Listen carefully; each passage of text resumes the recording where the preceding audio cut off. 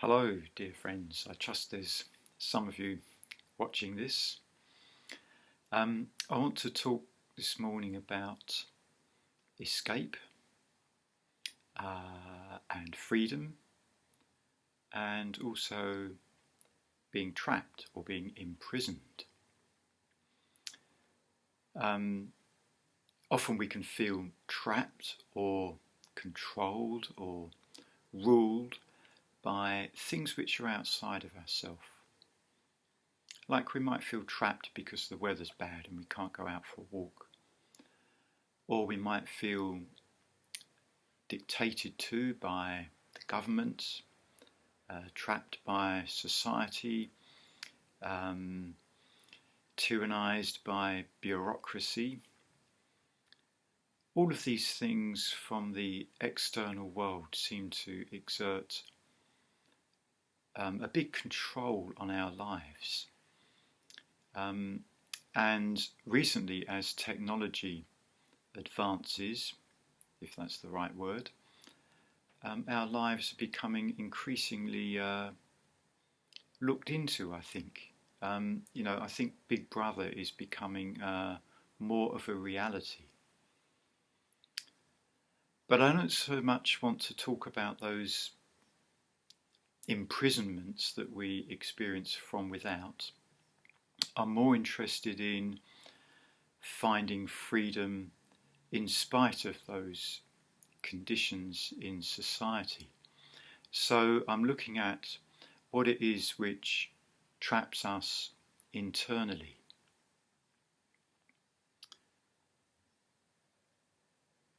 So often we can feel controlled by our thoughts. Our thoughts relentlessly come at us.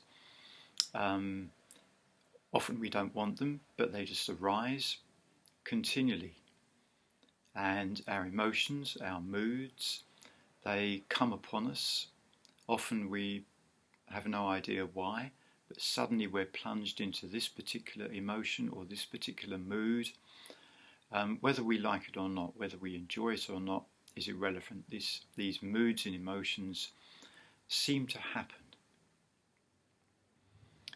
And above all, I think we're controlled or imprisoned by what Buddhism calls our samskaras, which are, well, we could say, to use modern language, they are like our default settings. Excuse me. Those are our habitual tendencies, our volitions. And often they seem to override anything else.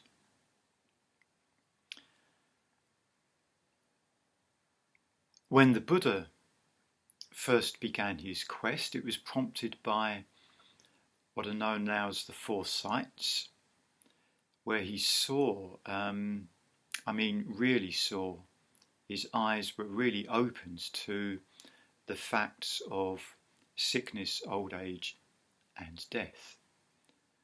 And he felt really shocked by this, as though those things were going to be the determining factors in his life. All his life he would be fearing old age, sickness and death, and that his body would succumb to old age, sickness and death, and that his mind would be anxious on this account and trapped, unable to be free because of these three great fears.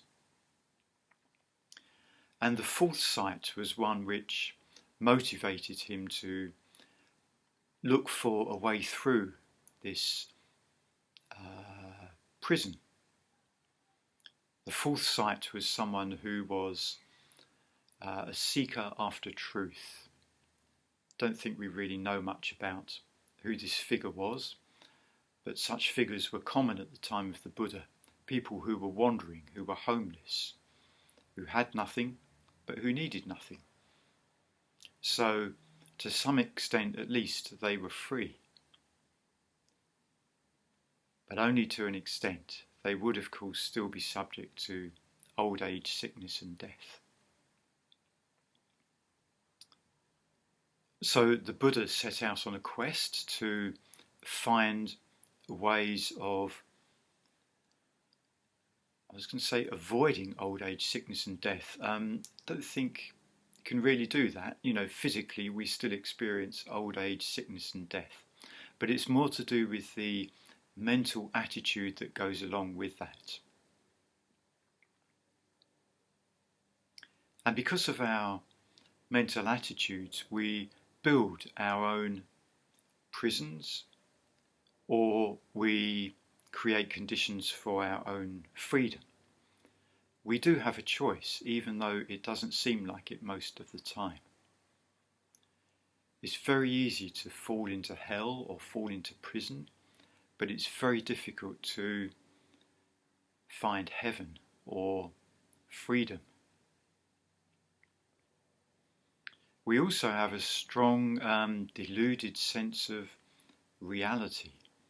We think the world is like this, or we think the way things are is a certain way, but actually, according to Buddhism, the way things are is very different from how we perceive them.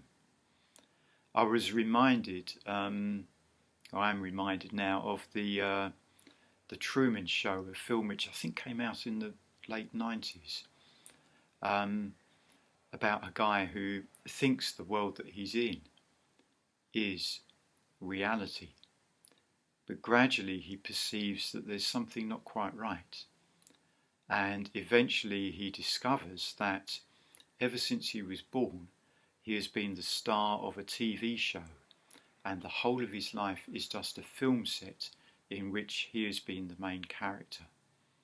And so he wants to break out of this, because he knows it's not really reality, it's a kind of virtual reality, which of course is a world that a lot of us live in nowadays, especially with lockdown and using the internet so much.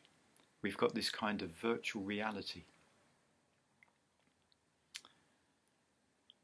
Anyway, coming back to building our own prisons or creating our own freedom, we really need to every day practice awareness, and we do that through meditation practice, and we do it through awareness of the things that we do, the actions that we make, our ethical practice. Everything that we do has an effect on our mind, and therefore on our life, on the way that we are. We need to develop recognition of what our tendencies are, what our habits are, what our default settings are. And we need to do this on a daily basis, I think. Every day I find myself being aware of, whatever I'm aware of. But what I'm getting at is that I've been trying for many years to develop the habit of awareness, of mindfulness. And it really does come down to this. Mindfulness is so important. Sangharakshita said that you can have too much mindfulness, but you can never have too much metta. Well, I think the two go hand in hand, really. I think mindfulness or awareness is really an act of metta as well. And I think we need lots and lots of mindfulness or awareness. But this means really seeing into how it is that we function. So every day I notice things that are happening in my experience, and I try and notice if those are things which tend towards my imprisonment or towards my freedom. Which means that every day I challenge my habits, I challenge my habitual tendencies. Is this really the way that I want to function? Is this going to lead me to suffering, or is it going to lead to freedom from suffering? So every day I notice these things and I come back to a sense of awareness. And by challenging those tendencies, then I find that a choice is possible. And if it's possible to make a choice, then gradually, day by day, year by year, change is possible. But even so, it's still very difficult to make the choice because our habits are so deeply ingrained. They're our conditioning from time immemorial. We've always acted this way, so that's what we continue to do. Very hard to break into that. That's why I say that it needs to be done on a daily, even an hourly basis, or even moment by moment if we can manage it.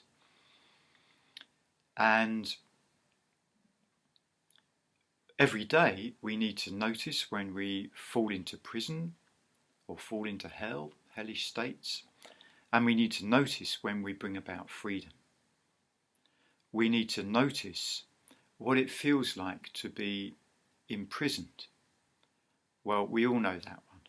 It's very familiar to be in prison, isn't it? To be controlled by all these things that I mentioned earlier. The tendencies of our mind, our thoughts, emotions, habits. We all know what it feels like to be imprisoned. But how does it feel to be free? We need to notice that as well. When we create moments of freedom, we need to really relish and savour what those moments feel like. And we need to recognise that, oh, I've been able to create this freedom at this particular time. Therefore, it's possible for me to do it again, and again, and again, and again. But we can only do it if we challenge our tendencies, challenge our habits. So we've got here a new little list I've just invented, the 3 chs. CH for challenge, and then choice becomes possible, and then change begins to happen. Challenge, choice, and change. There's a song, isn't there? I wish I knew how it feels to be free. Well, you can find out quite easily by regular daily practice.